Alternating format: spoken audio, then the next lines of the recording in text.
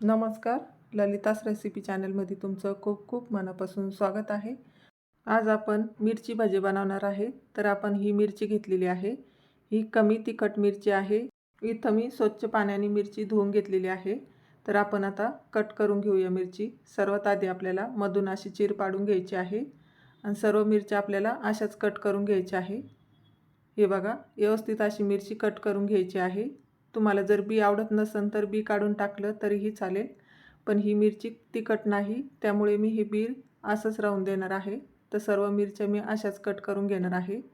तर हे बघा, सर्व मिरच्या इथं कट करून झालेल्या आहे. तर आपण आता यामध्ये थोडं थोडं मीठ भरून घेऊया, म्हणजे मीठ भरल्यानंतर मिरची चवीला पण छान लागते. तर आपण असं चम्मचच्या किंवा चाकूच्या साहाय्याने अशी थोडं कमीच मीठ भरून घ्यायचं आहे. इथं आपण आता सर्व मिरच्यांना असंच मीठ भरून घेऊया, म्हणजे आपल्या मिरच्या पण छान चवीला लागतात. आणि आता इथं सर्वात आधी मी एक छोटंसं पाऊल घेतलेलं आहे. तर त्यामध्ये आता आपण 1 वाटी पीठ टाकून घेऊया. इथं तुम्ही मिरच्या किती घेतलेल्या आहे त्या अंदाजानंच आपल्याला इथं पीठ घ्यायचं आहे. तर इथं मी आणखी अर्धी वाटी पीठ घेतलेलं आहे, म्हणजे 1.5 वाटी बेसन पीठ घेतलेलं आहे. आणि त्यामध्ये आता मी चवीनुसार मीठ घेत आहे. अर्धा चम्मच हळद, थोडासा ओवा. इथं मी ओवा थोडासा हातावर क्रश करून घेतलेला आहे आणि मी इथं आता टाकून घेतलेला आहे. आणि हे मिश्रण आपल्याला व्यवस्थित असं मिक्स करून घ्यायचं आहे.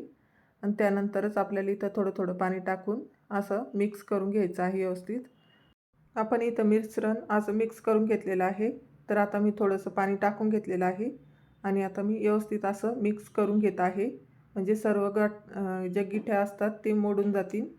तर बघू शकता, या पद्धतीने इथं सर्व व्यवस्थित मी असं मिक्स करून घेत आहे.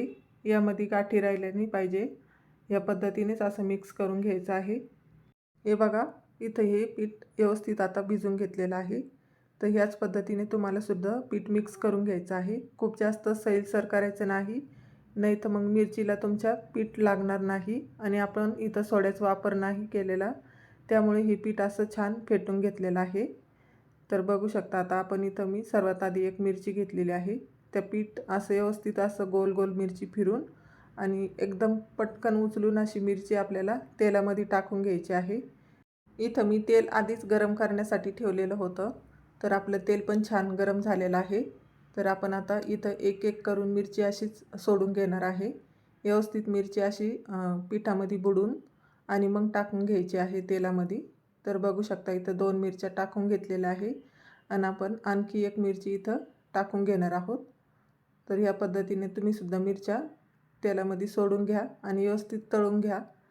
तेल आपल्याला थोडंसं गरमच ठेवायचं आहे. खूप जास्त असं कमी गॅस करून आपल्याला ह्या मिरच्या तळायच्या नाही, नाही तर मग तुमच्या मिरच्या अशा मऊ पडतील, एकदम छान अशा कुरकुरीत होणार नाही.